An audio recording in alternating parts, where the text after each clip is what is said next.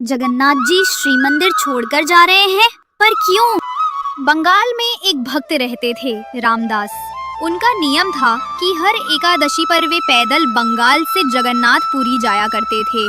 वहां जाकर वे सुबह समुद्र में स्नान करते, महाप्रसाद पाते और फिर रात को शयन आरती के बाद मंदिर के बाहर बैठकर कीर्तन करते। महाप्रभु जगन्नाथ जी उनसे बहुत प्रसन्न रहते थे और उन्हें अपार प्रेम करते थे। धीरे धीरे समय बीता और रामदास वृद्ध होने लगे। अब उनके शरीर में पहले जैसा बल नहीं रहा, लेकिन उन्होंने अपना नियम नहीं छोड़ा। उनका मन अब भी वही था, भक्ति में अटल। महाप्रभु जगन्नाथ जी को उस पर दया आ गई। जब अगली एकादशी पर रामदास पुरी पहुँचे और कीर्तन कर रहे थे, उन्होंने नेत्र बंद किए हुए प्रभु का ध्यान लगाया। तभी उनके ध्यान में जगन्नाथ जी प्रकट हुए और बोले, रामदास, तू अब पुरी मत आया कर, मुझे बड़ा कष्ट होता है। रामदास बोले, महाप्रभु, आपको कष्ट होता है इसलिए मैं समझता हूँ कि अब आना ठीक नहीं, पर यदि अगली एकादशी को आप मेरे सामने नहीं होंगे तो मेरे प्राण ही निकल जाएंगे नाथ। जगन्नाथ जी बोले, ठीक है, तो एक काम तो किया जा सकता है जिससे तुझे पुरी भी ना आना पड़े और तू मेरा दर्शन भी कर ले। रामदास बोले, वो कैसे संभव है? जगन्नाथ जी बोले, अगली एकादशी में जब पुरी आएगा तो एक बैलगाड़ी ले आना, मैं भी तेरे साथ चलूंगा तेरे घर, तब मेरा दर्शन कर लेना। प्रेम से दिन भर मुझे ही देखता रहना, मैं तुझे देखता रहूंगा।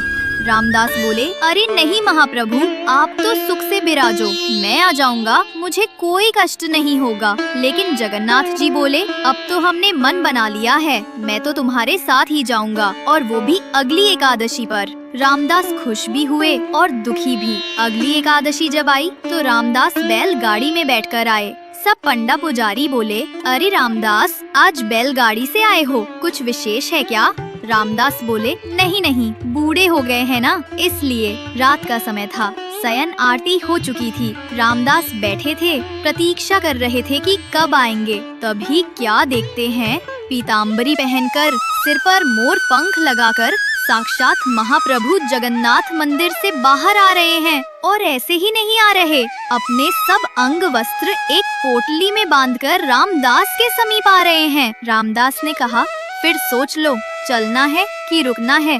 तो जगन्नाथ जी ने कहा, अब तो तय हो चुका है कि चलेंगे हम तुम्हारे संग ही। रामदास मन में सोच रहे थे, मैं तो मना कर रहा हूँ, पर इन्हें ही आना है मेरे साथ। जब बैलगाड़ी के पास गए तो जगन्नाथ जी बोले, ये बैल तो बूढ़े हैं, मैं अगर त्रिलोक का भार लेकर बैठा तो ये यहीं से वैकुंठ चले जाएंगे।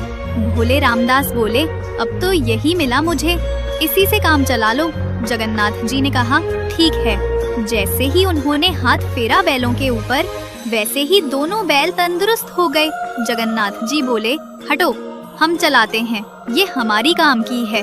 रामदास बोले, मैं ही चला लूंगा, आप छोड़ो। जगन्नाथ जी बोले, नहीं, मैं ही चलाऊंगा। सामने बैल हाँकते हुए द्वारकाधीश थे और पीछे सीधे साधे रामदास बैठे थे। जैसे ही मंगला आरती का समय हुआ, वैसे ही सब पुजारी बोले, ये सुभद्रा जी और बलभद्र जी तो हैं, पर जगन्नाथ जी कहाँ गए? सब जगह हल्ला मच गया, जगन्नाथ जी चोरी हो गए, ढूंढो। सबका शक गया रामदास के ऊपर, क्योंकि रामदास ही वहाँ रात भर रहते थे। जगन्नाथ जी को पता चल गया था कि सब पंडा पुजारी रामदास के पास आ रहे हैं। वो अभी पुरी की सीमा से बाहर नहीं गए थे।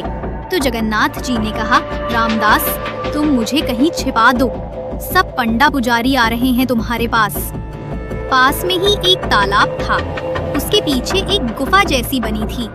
तो रामदास ने जगन्नाथ जी को वहीं छिपा दिया, लेकिन उनकी पीताम्बरी का एक कोना बैलगाड़ी में रह गया। सब पंडा पुजारी आए और उनकी तलाशी लेने लगे। तभी वो पीताम्बरी का छोर उन्हें दिख गया और बिना कुछ पूछे मारपीट शुरू कर दी। तभी तालाब से आवाज आई, अरे मूर्खो, तुम्हें क्या लगता है मुझे कोई अपनी मर्जी से ले जा सकता है? नहीं, मैं स्वयं चलकर आया हूँ।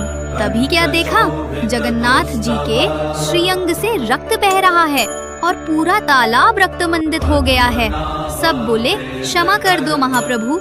महाप्रभु बोले क्षमा नहीं मिलेगी, जाओ, मेरे भक्त को मारते हो, शर्म नहीं आती। और जगन्नाथ जी रामदास के साथ चले गए। कुछ दिन बाद सब फिर से आए और बोले महाप्रभु, हमारी रोजी रोटी कैसे चलेगी? अब आप तो चले आए, हमारा पेट कैसे पलेगा? जगन्नाथ जी ने कहा, यही अंतर है मेरे भक्त में और बगुला भक्तों में। फिर बोले ठीक है, हम अपने भार के बराबर तुम लोगों को सोना दे देते हैं, तो हो जाएगा ना? सब बोले जगन्नाथ जी भारी तो खूब हैं, बहुत सोना मिलेगा। सब बोले ठीक है। जगन्नाथ जी बोले रामदास व्यवस्था करो। रामदास बोले ये गलत है, मेरे पास इतना कुछ है ही नहीं देने को, मैं कहाँ से लाऊंगा इतना सोना? जगन्नाथ जी बोले तुम्हारी पत्नी की नाक पर एक सोने का किल है, वो ले आओ और एक तुलसी का पत्ता ले आओ, बाकी हम दिखाते हैं, आखिर हम भी परमात्मा हैं। जैसे ही नापा गया तो उस किल से भी कम भार के महाप्रभु हो गए और सब पंडा पुजारी से बोले जाओ ले लो अपनी जिंदगी, धन चाहिए ना तुम्हें? अब उन पुजारियों के पास कुछ कहने का मुंह न रहा। वे सब पंडा पुजारी खाली हाथ पूरी लौट आए। भगवान को कोई बांध नहीं सकता, पर प्रेम के वश में आकर वे स्वयं बंध जाते हैं। जय जगन्नाथ।